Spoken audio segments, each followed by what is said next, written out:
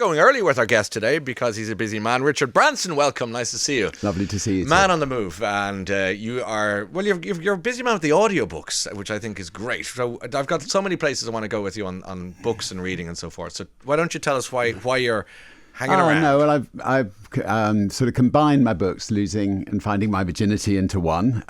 So it's for people who are on a long run or a long workout or something that don't mind a fairly lengthy book. And I've been lucky to have had a really fun life, and I think it's important for all of us to share our lives with our children and our grandchildren, and hopefully there'll be other people who would be interested and maybe learn a bit and have a bit of fun reading it as well. Can you tell me a bit about young Richard Branson? And I mean literally 8 or 9 or 10. What sort of a kid were you?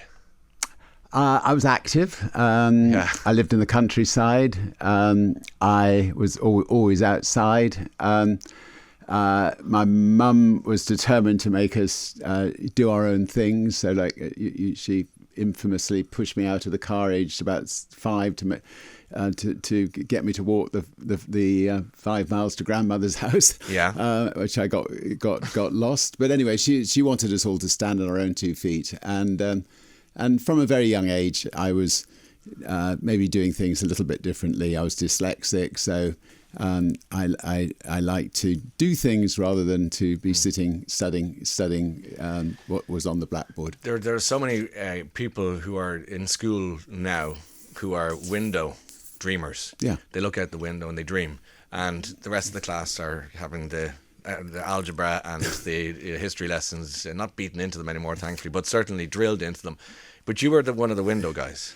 Yeah, I think that the problem with the education system still is, if you go into a operating theatre and you'd come from the Victorian era, you wouldn't know what was going on. If you went into a classroom and you were a teacher from the Victorian era, it's all very much the same. And so I think for 80% of people in classrooms, what they're being taught is pretty irrelevant. For maybe 20% who are going to go on to be scientists or the elite, maybe it's okay, but for the other 80%, it should be a hell of a lot more interesting than it is. Yeah. And so when you were there, as I say, looking out the window, what were you dreaming of? What were you? What did you want to be or do as a 12, 13, 14-year-old? Well, I knew that I didn't understand what was going on in the classroom, so I started. I was very interested in what was going on in the world, and the Vietnamese War was going on, and so I started a magazine to campaign against the war. And the headmaster one day said, you can either do the magazine and leave the school, or you stop doing the magazine and get on with your schoolwork. And so I said goodbye and left school and started a sort of national magazine for young people. So you were 15 years old? I was 15 years old. And I'm just curious to know, how is that when you go home and you say, listen, it's got a little bit of news for you. We walked around the garden a few times. Were you walked around the garden, or you? We walked around the garden with my dad, and in the end, he was good enough to say, look, you know what you want to do at 15. I didn't know what I wanted to do at 21. Give it a go, and if it doesn't work out, we'll try to get you a formal education again. And it became the most fascinating education I could have wished for. I mean, the Biafran War was going on, the Vietnamese War, the Provos in Holland.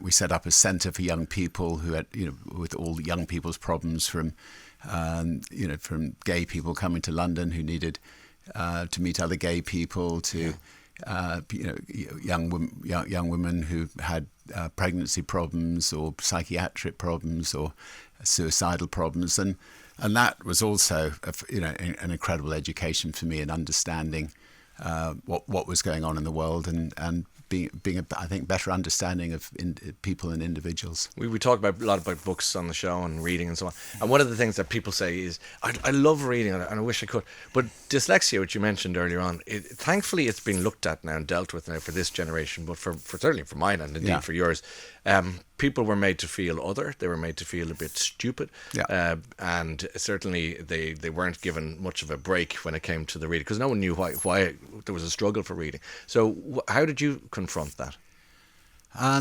Well, I wish there'd been audiobooks in those days. Yeah, it would have helped.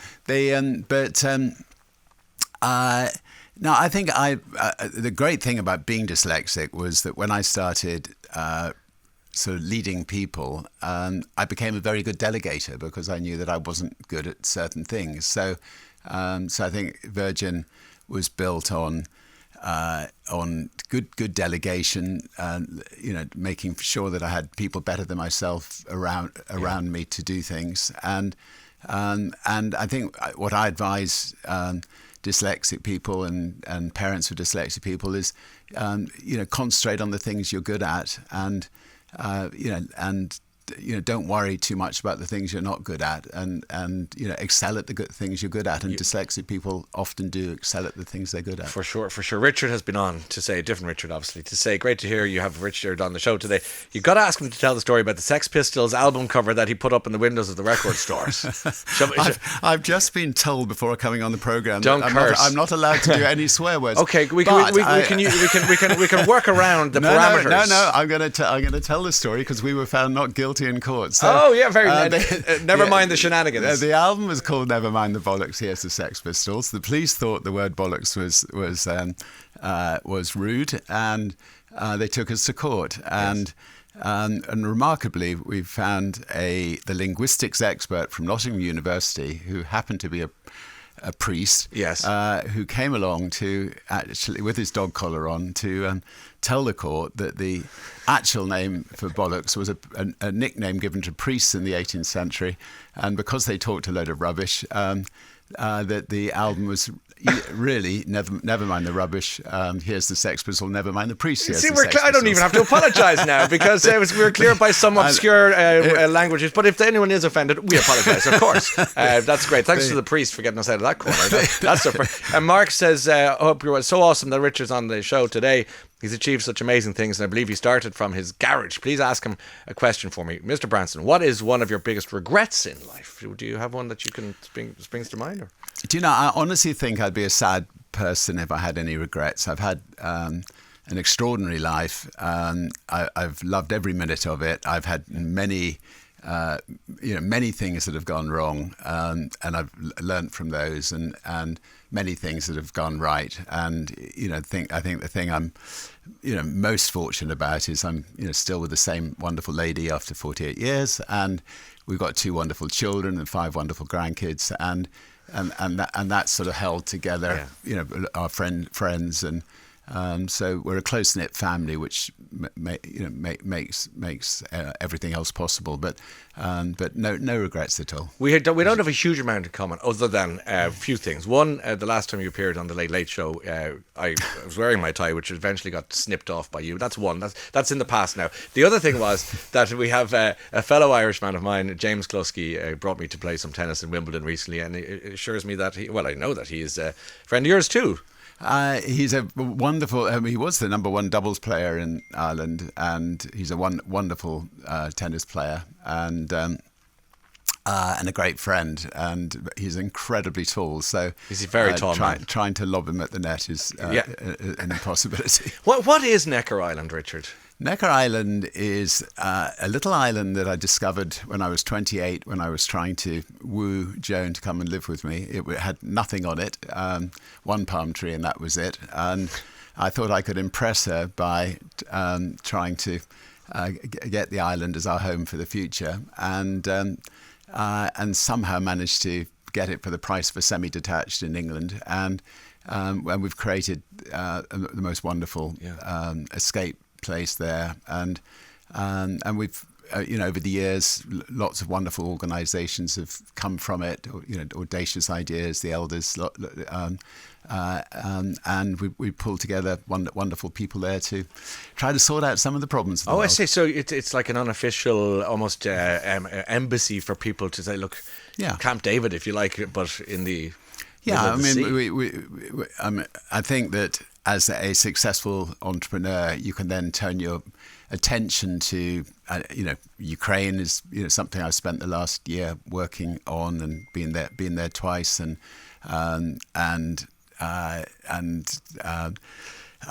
Iraq was something which we worked on, and so conflict resolution issues, trying to change the laws again on drugs, trying to treat drugs as a health problem, not a criminal problem.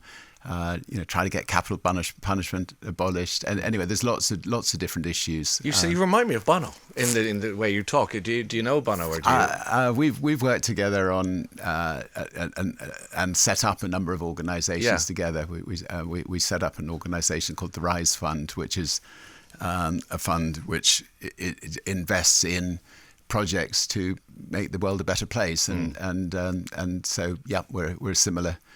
Of a similar generation, and we love to try to see whether we can make a difference. Last one or two questions before we say goodbye. One is, of course, space. Where are you in terms of ambition and drive and achievability with regards to what you want to do with space? Well, I think the culmination of losing and finding my virginity was the space flight, and maybe not, hopefully not the culmination of my life, but we had to stop the book somewhere, and it was an extraordinary day, maybe the most extraordinary day of my life, and a complete pinch me moment. What were you feeling? So, I woke up at 3:00 in the morning to the sound of a baby in the kitchen, and walked into the kitchen. There was Elon Musk with his baby who'd come to surprise us, and then my kids and grandkids got up, and while Elon was going to bed, we headed off to the spaceport, and